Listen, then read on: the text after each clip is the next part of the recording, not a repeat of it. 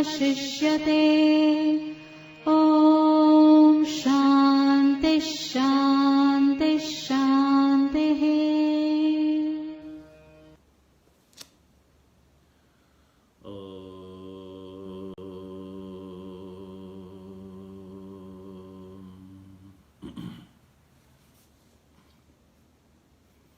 भद्रं कर्णेभिः शृणुयाम देवा। भद्रं पश्येमाक्षभिर्यजत्राः स्थिरैरङ्गैस्तुष्टुवागुंसस्तनूभिर्व्यशेम देवहितं यदायुः। स्वस्ति न इन्द्रो वृद्धश्रवाः स्वस्ति नः पूषा विश्ववेदाः स्वस्ति नस्तार्क्ष्यो अरिष्टनेमिः स्वस्ति नो बृहस्पतिर्दधातु। ॐ शान्तिः शान्तिः शान्तिः। शङ्करं शङ्कराचार्यं केशवं बादरायणं सूत्रभाष्य कृतौ वन्दे भगवन्तौ पुनः पुनः।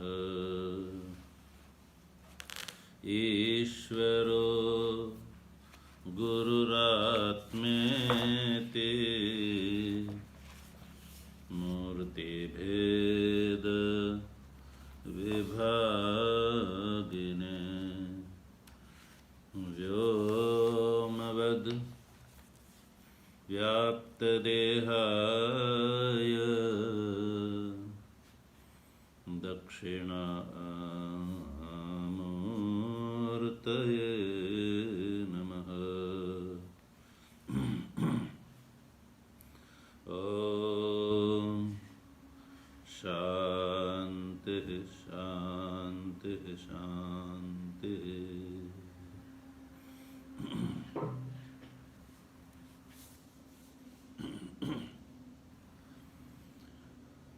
तत्व जिज्ञासु सज्जनों,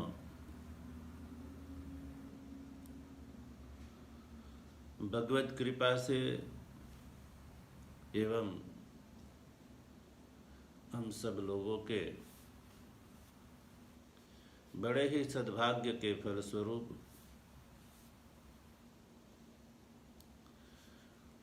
प्रेमपुरी आश्रम के संदर्भ में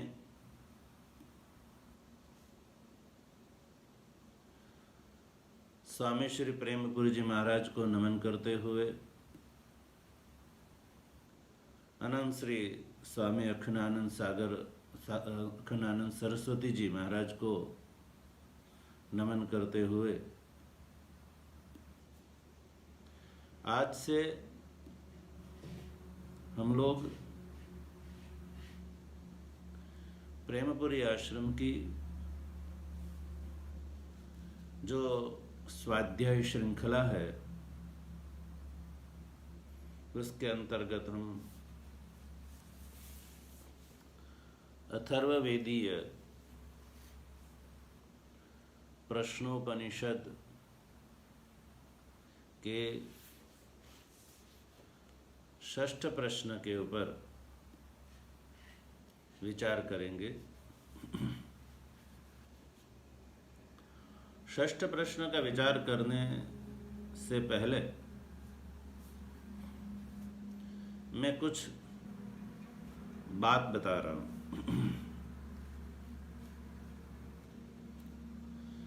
जैसे कि आप सब जानते ही है कि हमारा जो वैदिक सनातन धर्म है वो वेद मूलक है। आचार्य मनु कहते हैं वेदोखिलो धर्म मूलम। वेद अखिल धर्म का मूल है।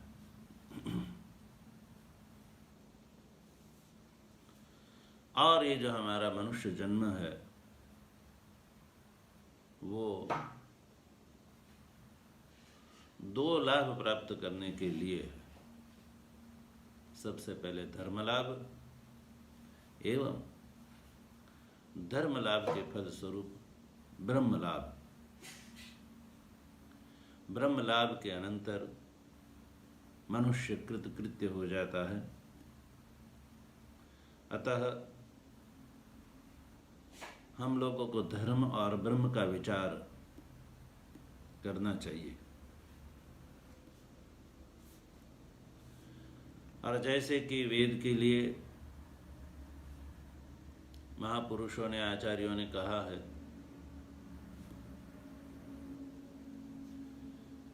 कि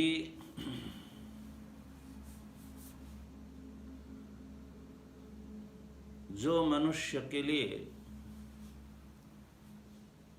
इहलोक एवं परलोक का जो हित बतावे उसको वेद कहते हैं। ऐसा जो वेद है जिसके लिए ये कहा गया है कि प्रत्यक्षेणानुमानेन यस्तुपायो न विद्यते एनं विदन्ति वेदेन तस्माद् वेदस्य वेदता। वेद की यही महत्ता है, वेदता है कि प्रत्यक्ष आदि प्रमाणों के द्वारा जो धर्म एवं ब्रह्म का बोध नहीं हो पाता है उस धर्म एवं ब्रह्म को जो बताता है उसको वेद कहते हैं। और इस प्रकार के महिमा से युक्त जो वेद है उस वेद के दो भाग हमारे आचार्यों ने बताए हैं, मंत्र भाग एवं ब्राह्मण भाग।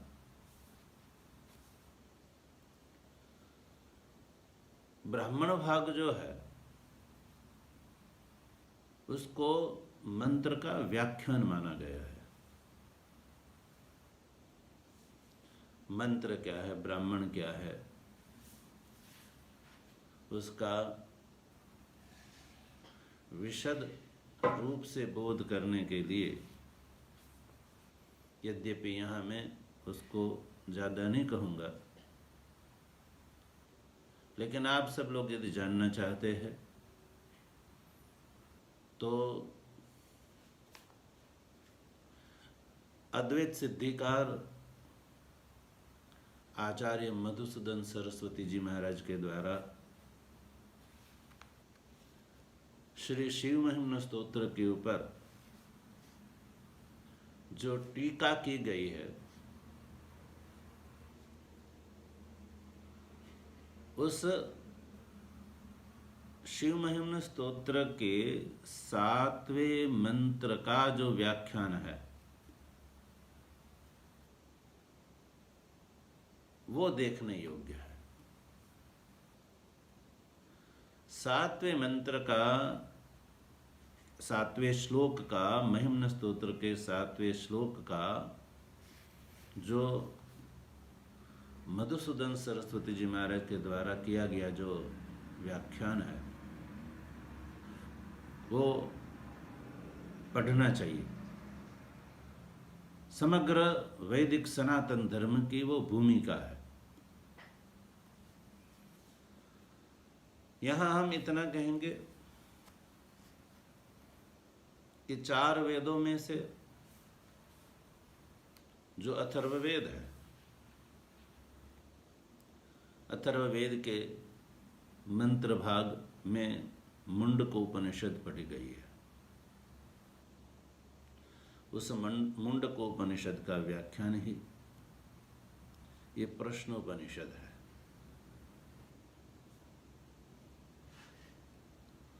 मंत्र में 2 विद्या का अभिधान है। मंत्रे ही 2 विद्ये वेदितव्ये परा चैवा परा च, वहां ऐसा कहा गया।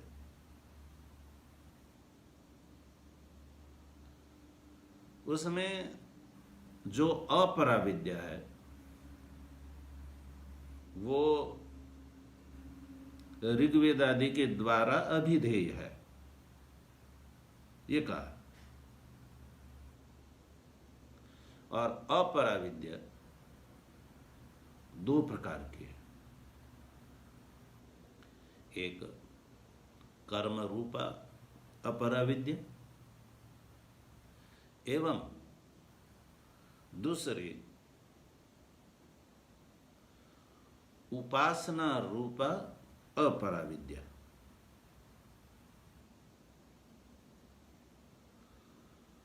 अब ये जो मंत्र में ये जो 2 विद्या का कथन है, उसमें अपरा विद्या के जो 2 रूप, कर्म रूप एवं उपासना रूप, उसमें जो उपासना रूपा जो अपरा विद्या है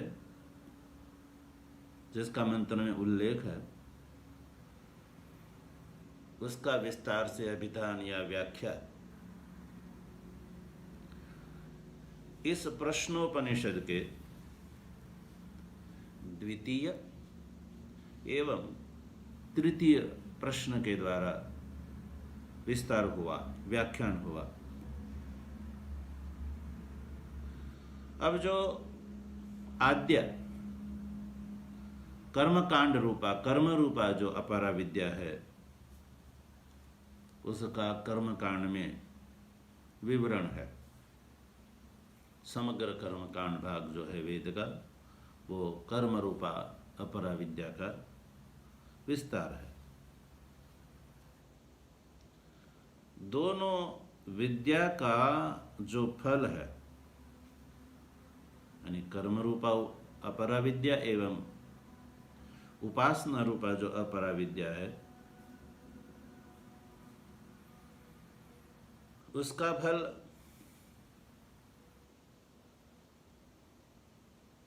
वैराग्य के लिए है,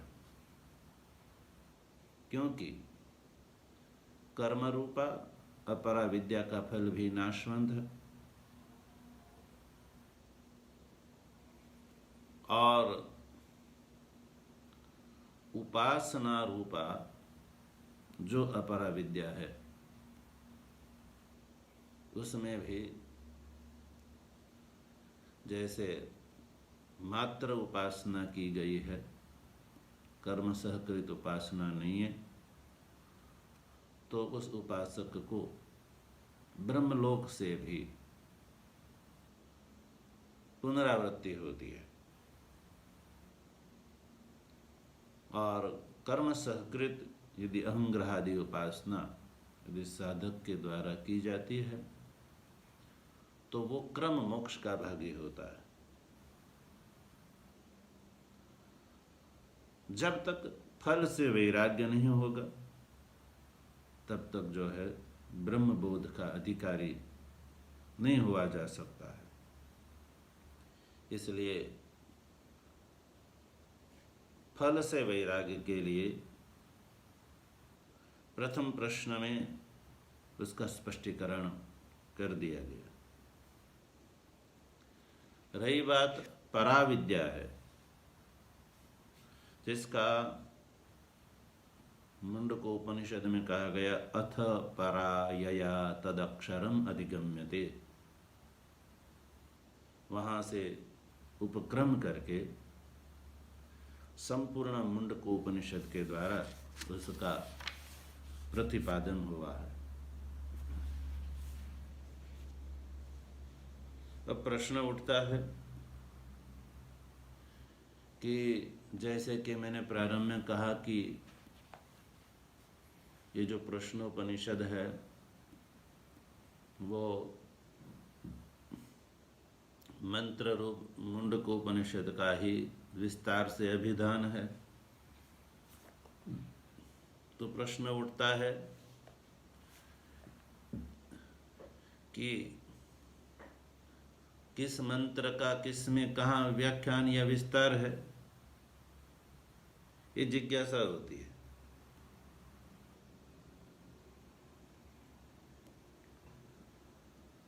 तो हमारे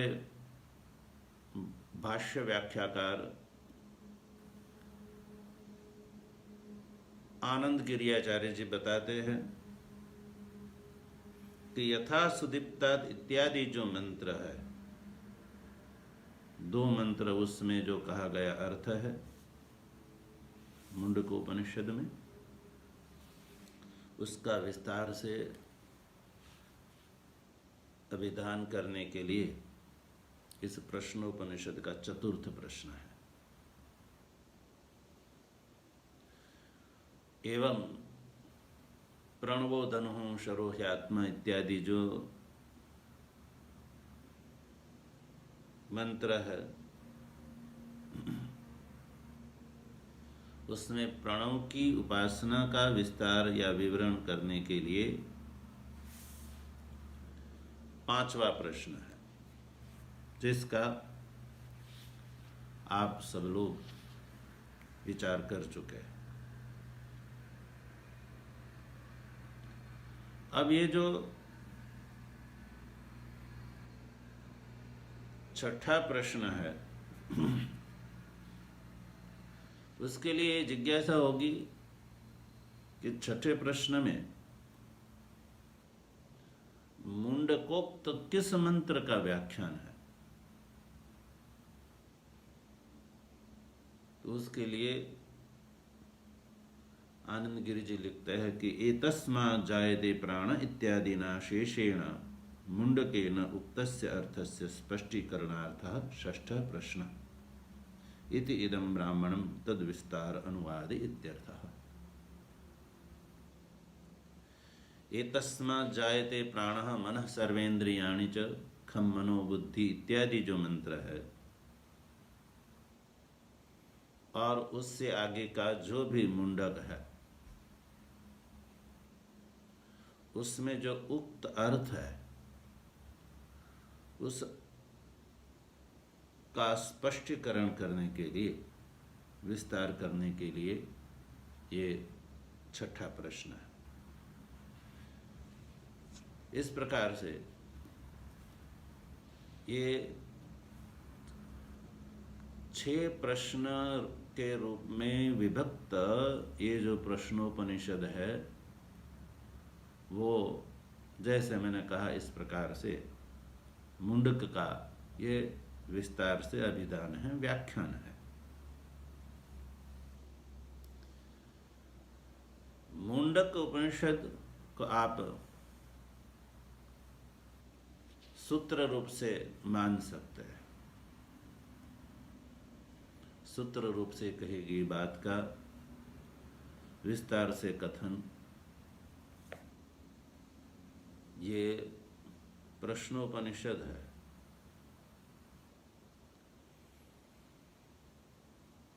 मुंडक में सूचित अर्थ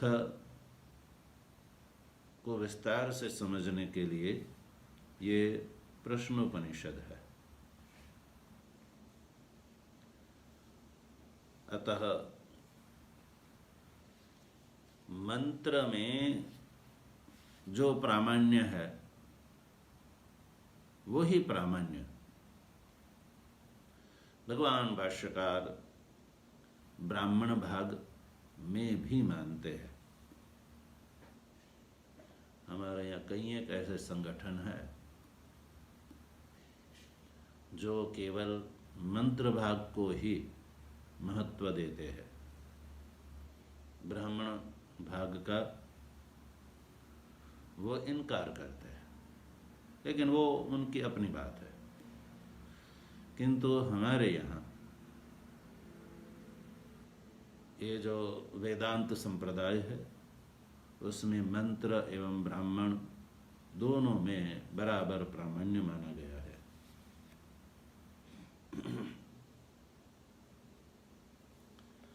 अब प्रश्न ये उठता है कि ठीक है, ये मंत्र का व्याख्यान है, तो छठे प्रश्न में किस मंत्र का विशेष रूप से व्याख्यान है, ये जिज्ञासा हो जाती है। तो तृतीय मुंडक में दूसरे खंड के 7वें मंत्र का ये व्याख्यान है।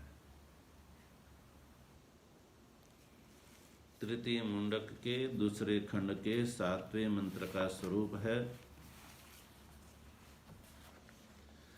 गतः कलः पंचदश प्रतिष्ठा देवाश्च सर्वे प्रतिदेवतासु कर्माणि विज्ञानमयश्च आत्मा परे व्यये सर्व एकी भवन्ति।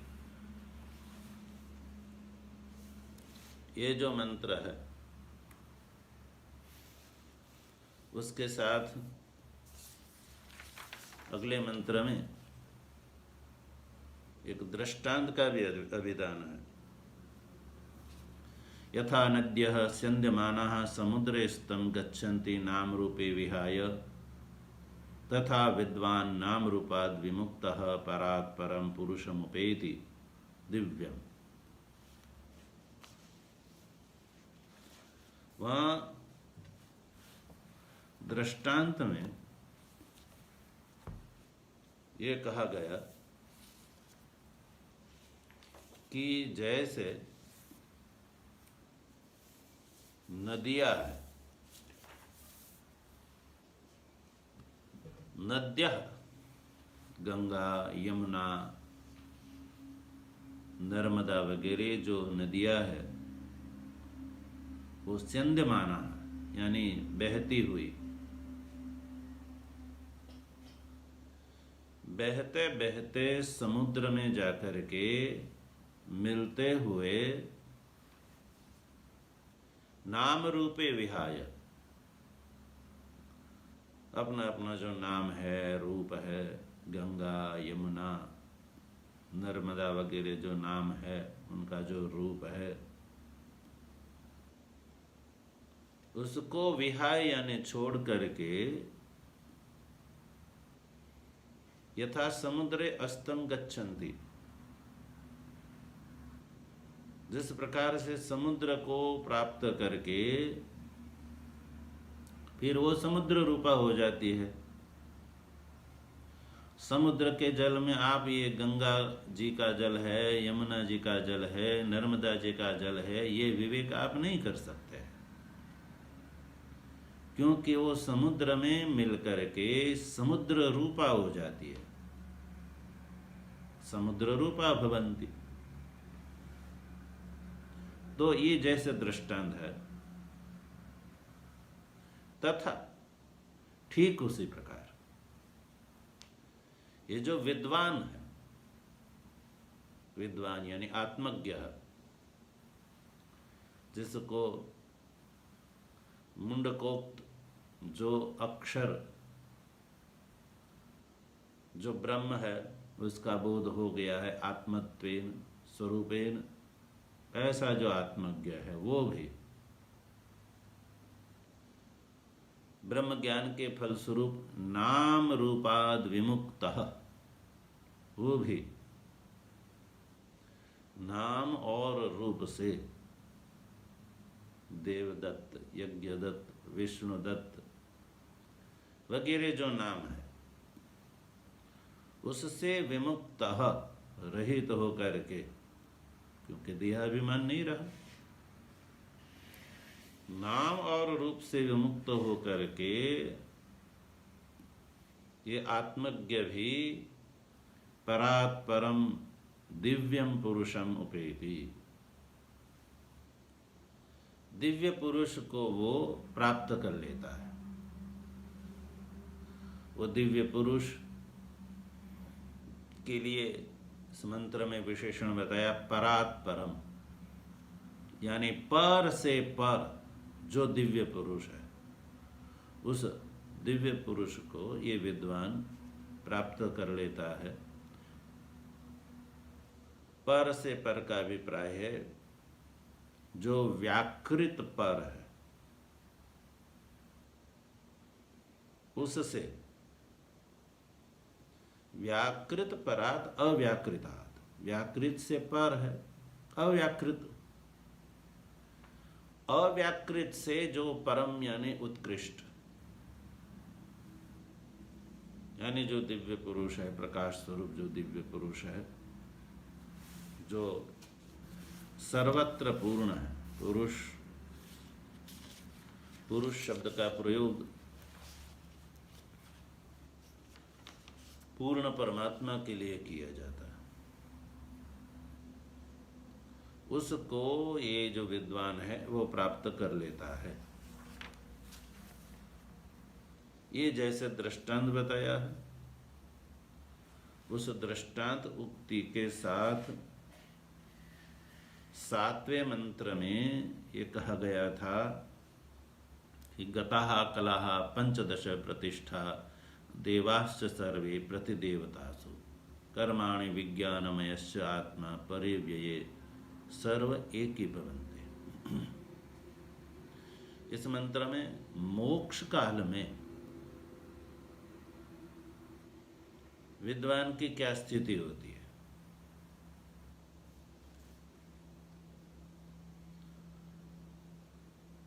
तो कहा गया कि मोक्ष काल में जो कला है, देह के आरंभी का जो कला है,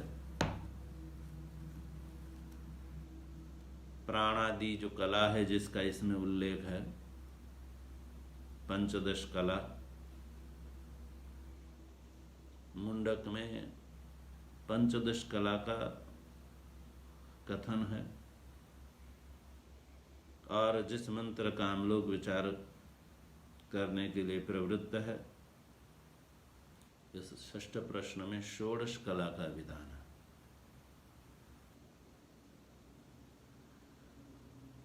आनंद गिरि जी लिखते हैं कि कर्म के साथ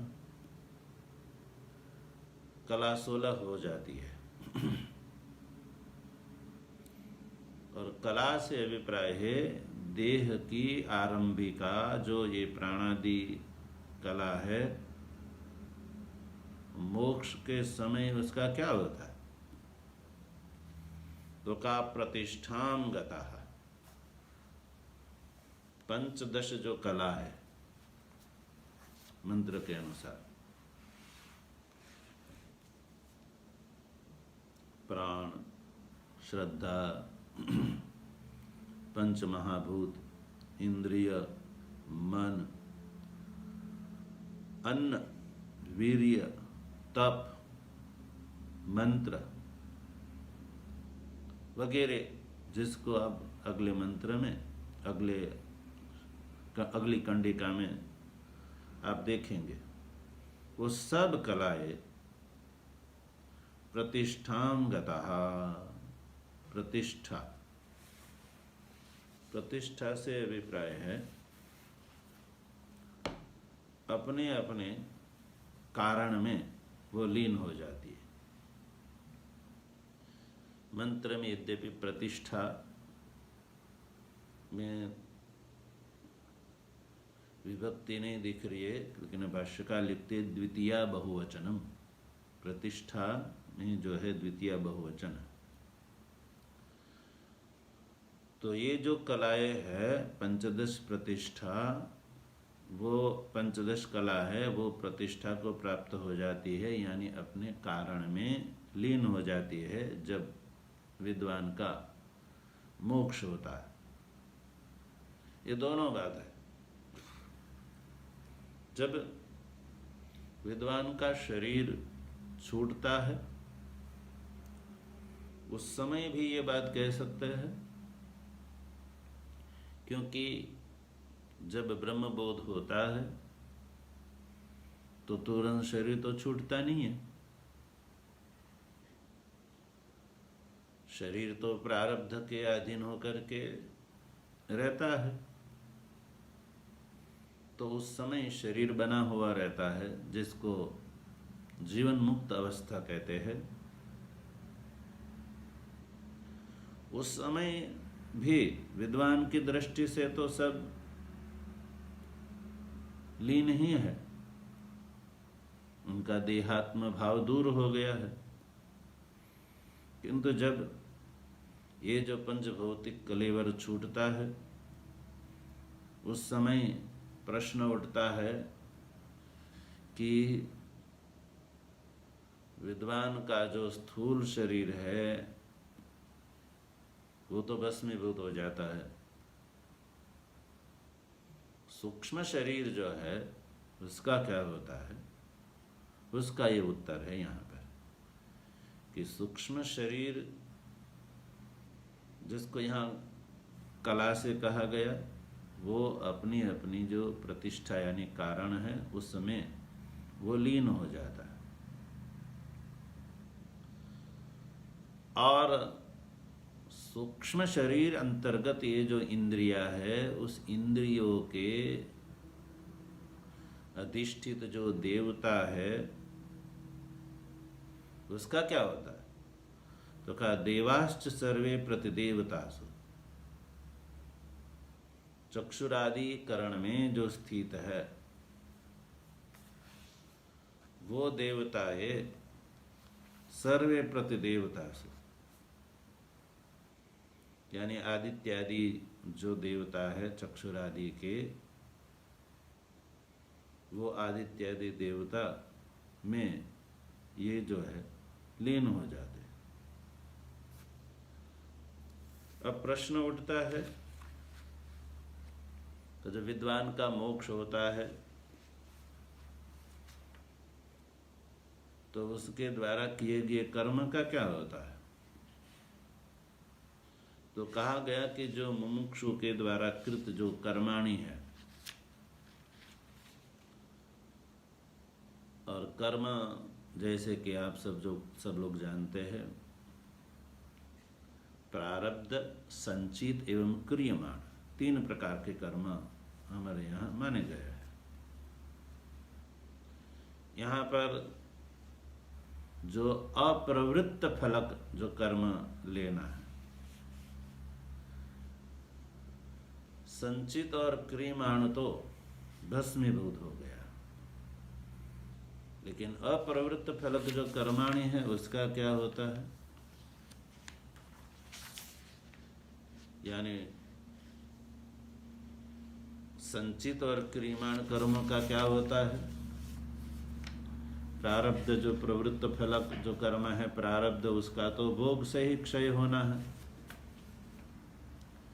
इसलिए संचित और क्रियमाण कर्म विज्ञानमयश्च आत्मा, विज्ञानमय आत्मा से अभिप्राय अविद्याकृत बुद्धियादि उपाधि को जो आत्म रूप से मान रखा था,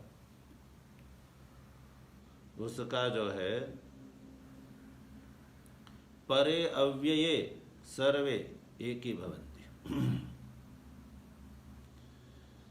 जैसे जल पात्र फूट जाने पर जल अंतर्गत जो सूर्य का प्रतिबिंब है, जल पात्र के फूटने पर वो प्रतिबिंब जैसे बिंब में मिल जाता है, ऐसा कहते हैं। उसी प्रकार से ये सब जो कहा गया, पंचदश कला, देवताए और ये कर्म, ये सब परे अव्यय, पर से अभिप्राय है अनंत अक्षय जो ब्रह्म है, उसमें सर्वे एक ही भवन्ति, सब एक हो जाते हैं, यानी अविशेषता को प्राप्त हो जाता है, एकत्व को प्राप्त हो जाता है। जलादि आधार का अपनयन होने पर जैसे सूर्य आदि के जो प्रतिबिंब है वो सूर्य में जैसे एक हो जाते हैं, घटादि का अपनय होने पर, फूट जाने पर जो आकाश है वो महाकाश में जैसे लीन हो जाता है, इस प्रकार से विद्वान का मोक्ष के समय का ये जो कथन है, यानी विद्वान जो है वो ब्रह्म रूप हो जाता है। और उसमें दृष्टांत बताए 8वें मंत्र में। तो ये जो मंत्र में, 2 मंत्र में जो कही गई बात है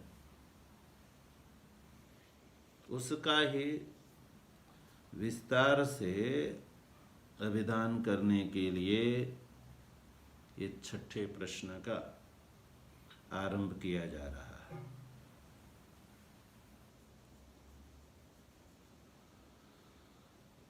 अथ 6ठः प्रश्नः।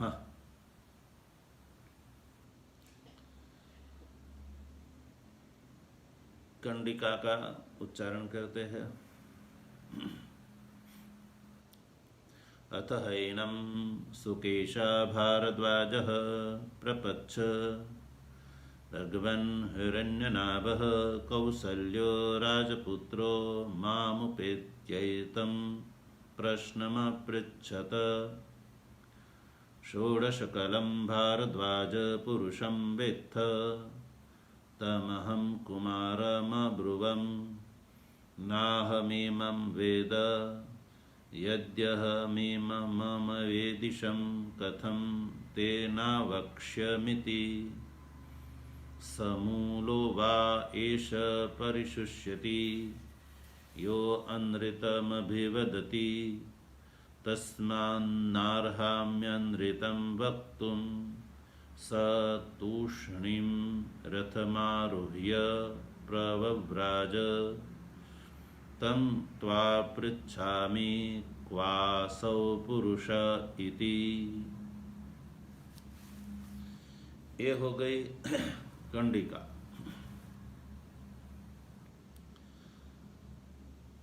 भगवान भाष्यकार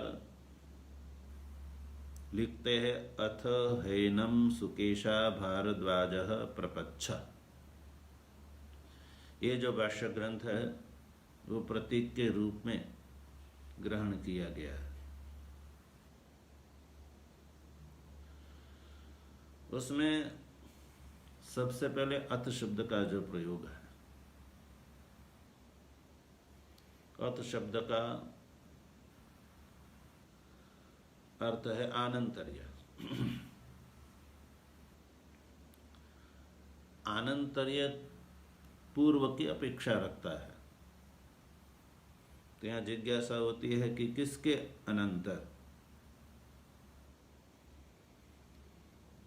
तो 5वें प्रश्न के अनंतर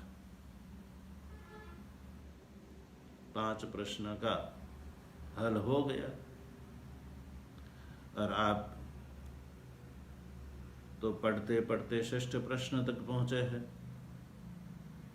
तो आप सब लोगों को पता ही है, आख्यायिका का बोध है ही। सुकेशा भारद्वाज आदि जो 6 ऋषि है, आचार्य पिप्पलाद जी की शरण में जाकर के सेवा करते हुए जब पिप्पलाद जी ने उसको प्रश्न करने के लिए कहा, तब एक एक ऋषि बारी बारी से पिप्पलाद जी से प्रश्न करते हैं। 6 ऋषियों में से 5 ऋषि ने पिप्पलाद जी से अपने मन में जो जिज्ञासाएं थी उस जिज्ञासा प्रकट करते हुए उत्तर पा लिया। अब 6ठे ऋषि है सुकेशा भारद्वाज। उन्होंने पिप्पलाद जी के प्रति जो पूछा है वो यही पूछा है।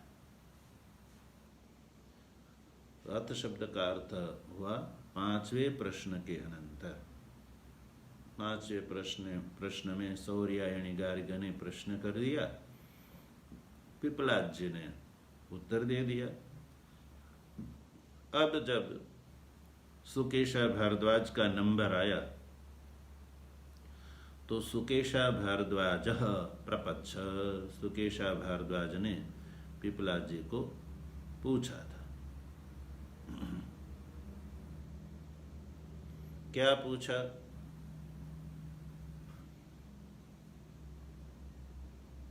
तो सुकेशा भारद्वाज जी ने पिपलाद जी को पूछा, भगवन् हिरण्यनाभः कौसल्यो राजपुत्रो माम उपेत्य एतं प्रश्नम अपृच्छत। सुकेशा भारद्वाज ने पिपलाद जी के लिए संबोधन किया भगवन, कहा कि हे भगवन, ये संबोधन। देखिए, आख्यायिका हमको कई एक प्रकार का बोध करा देती है।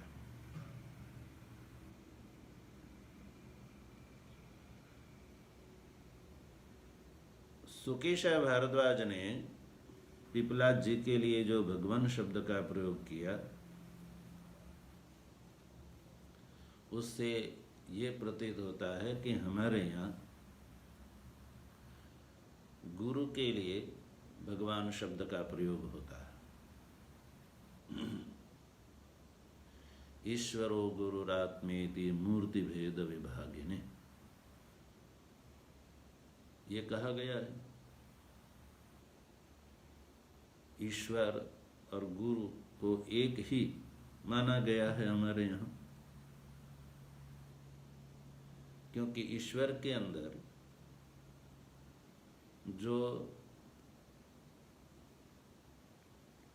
जो भग रहता है वो ही भग गुरु के अंदर भी पाया जाता है।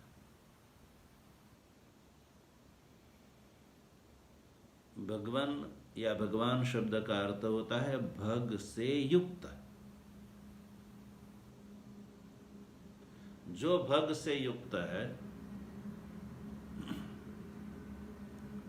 उन्हीं को भगवान कहा जाता है। अब हम लोग जो है इसके ऊपर जो भगवान शंकराचार्य जी ने भाष्य किया है, उस भाष्य में हम आपको ले चलेंगे। तो उस भाष्य का जो स्वरूप है उसका व्याख्यान है वो हम कल ही करेंगे। ओम भद्रं कर्णेभिः शृणुयाम देवा, भद्रं पश्येमाक्षभिर्यजत्राः, स्थिरैरङ्गैस्तुष्टुवागुंसस्तनूभिर्यशेम देवहितं यदायुः। स्वस्ति न इंद्रो वृद्धश्रवाः, स्वस्ति नः पूषा विश्ववेदाः, स्वस्ति नस्तार्क्ष्यो अरिष्टनेमिः, स्वस्ति नो बृहस्पतिर्ददातु। ओम शांतिः शांतिः शांतिः। शंकरं शंकराचार्यं केशवं बादरायणं सूत्रभाष्यकृतौ वन्दे भगवन्तौ पुनः पुनः। ईश्वरो गुरुरात्मेति मूर्तिभेदविभागिने, व्योमवद्व्याप्तदेहाय दक्षिणामूर्तये नमः। ओम शांति शांति शांति।